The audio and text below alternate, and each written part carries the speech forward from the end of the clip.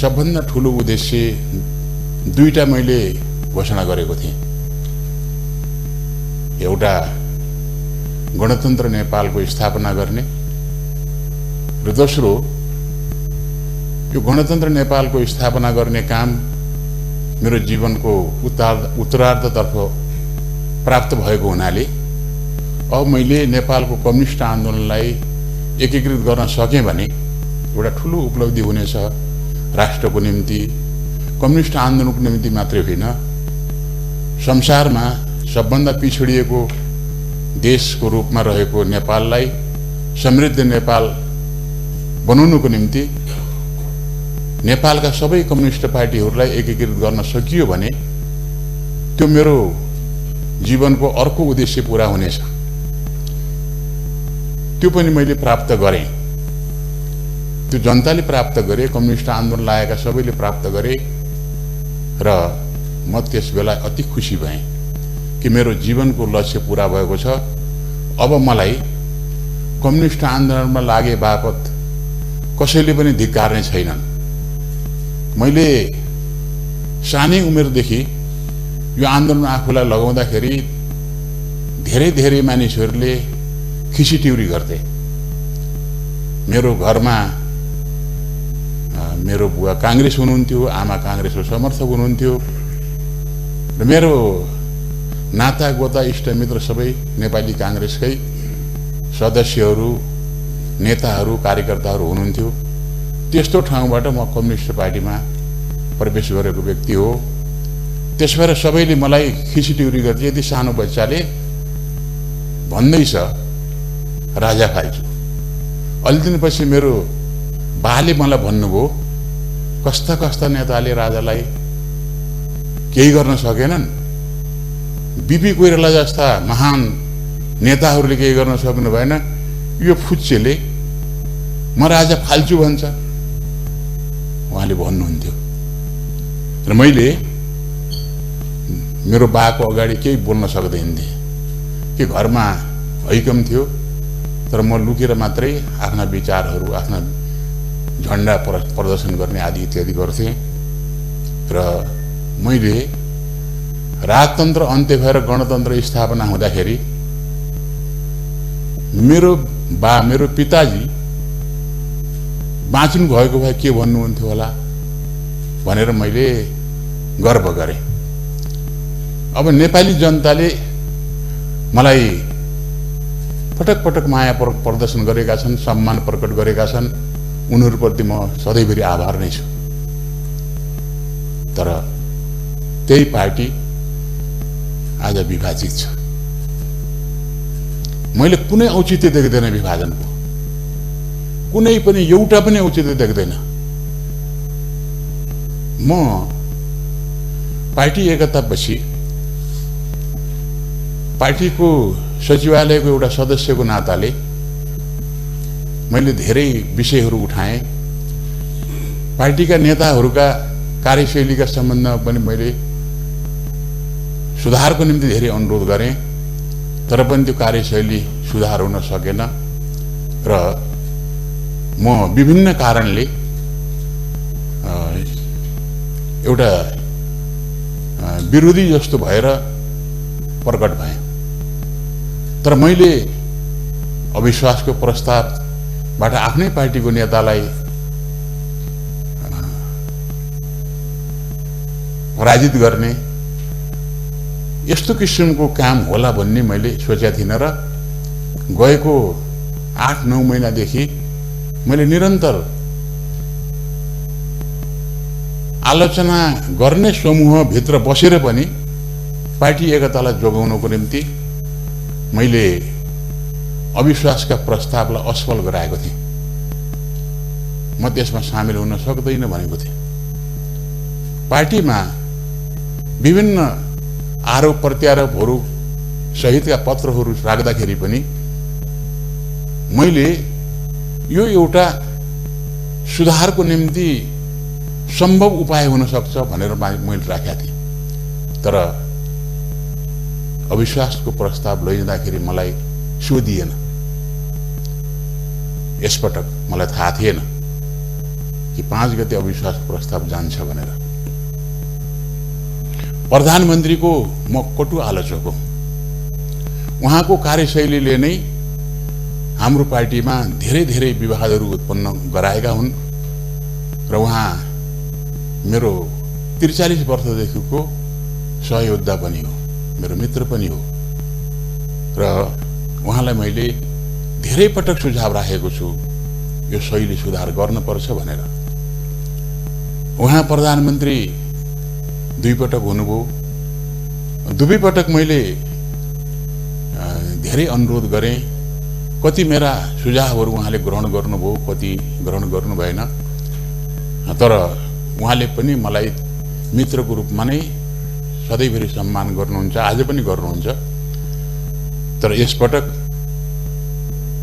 प्रतिनिधि सभा भङ्ग गर्दाखेरि म एउटा कम्युनिस्ट आन्दोलनको योद्धा, आफ्नो जीवन समर्पित गरेको, आफ्नो किसिमले भूमिका खेलेको,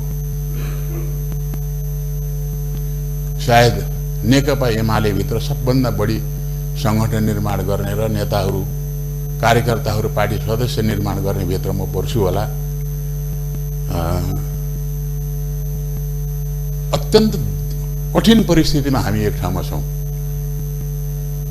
तर उहाँले सोध्नु भएन, मलाई थाहा थिएन।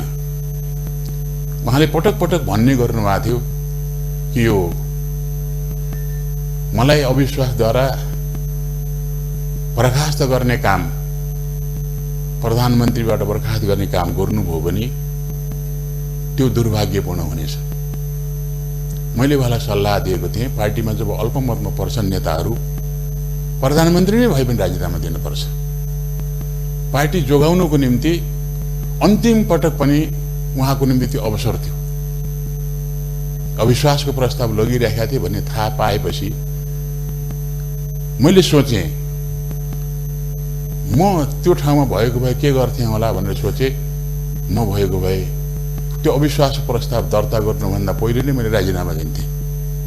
त्यसले मैले मेहनत गरेर निर्माण गरेको पार्टी जोगिन्थ्यो र एउटा उदाहरण प्रस्तुत हुन्थ्यो नेपालको इतिहासमा कि पार्टी र सरकारको सम्बन्ध राम्रो मिलाउनको निम्ति र आगामी दिनमा यो आन्दोलनलाई अगाडि बढाउन चाहनेहरूको निम्ति एउटा शिक्षा हुने थियो।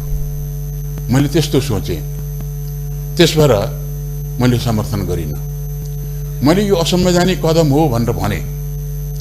तर सर्वोच्च अदालतमा परेका जति पनि रिटहरू छन्, ती रिटहरू संवैधानिक इजलासमा लगिएपछि अब असंवैधानिक हुन् भन्न मिल्दैन।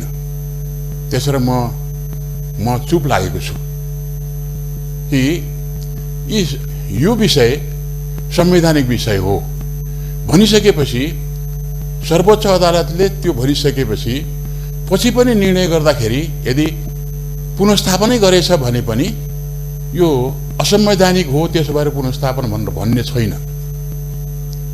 निर्वाचनलाई जारी गरेछ भने त त्यो संवैधानिकै हो भन्ने होला। तर पनि यो विषय संवैधानिक इजलासको विषय हुनाले साधारण इजलासबाट यसको टुङ्गो लाग्न मिल्दैन भनेर लगिसकेपछि अब हामीलाई भन्न त स्वतन्त्रता छ, यहाँबाट बोल्न पनि स्वतन्त्रता छ, बाहिर बोल्ने पनि स्वतन्त्रता छ, जहाँ बोले पनि त हाम्रो मौलिक अधिकार कसैले हनन गर्न सक्दैन। तर त्यसो भए पनि हामीले विचार गर्नुपर्छ कि अब संविधान विरुद्धमा छ, असंवैधानिक छ भन्यो भने सर्वोच्च अदालतको राजनीतिक रूपमा अपमान हुन्छ। म जनताको बहुदलीय जनवाद, जसलाई नेकपा एमाले आफ्नो मार्गदर्शी सिद्धान्त बनाएको थियो र आज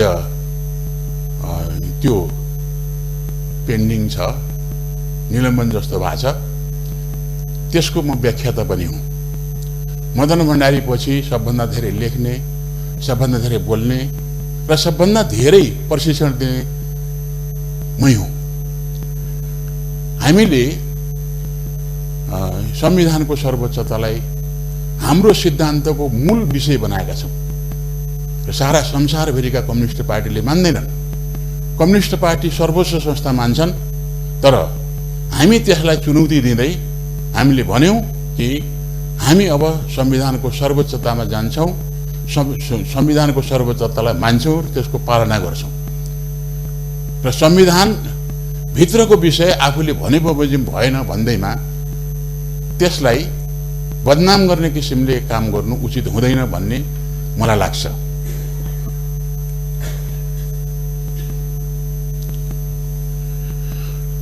आज हाम्रो पार्टी दुई सभामा विभाजित छ र म कुनै पनि समूहमा छैन, किनभने मैले विचार गरेँ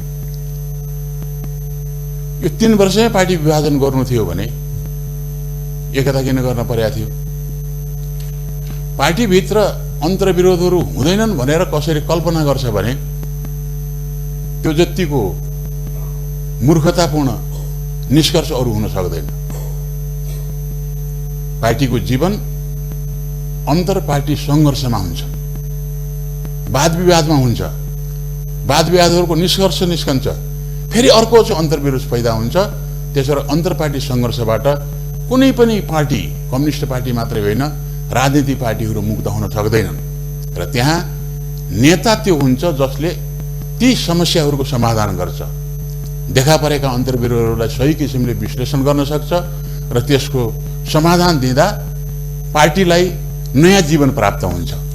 त्यसलाई त्यस रूपमा प्रयोग गर्नुपर्ने हो।